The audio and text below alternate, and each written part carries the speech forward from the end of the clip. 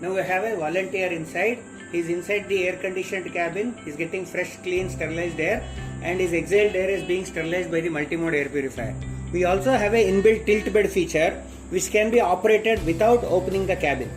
We'll start with the head end. So you can see the head end is a simple lift. It lifts the head end for the patient's comfort. Now we have the leg end, which is a scientifically designed trapezoidal lift.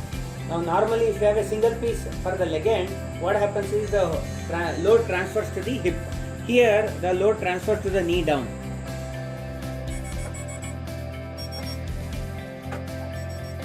We are now demonstrating the patient comfort features built into the cabin.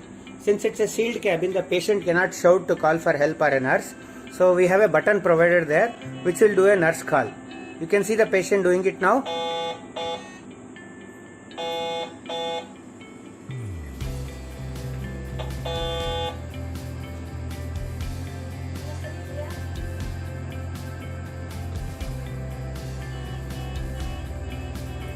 So we also have a head end and leg end light for patient to use for his personal needs.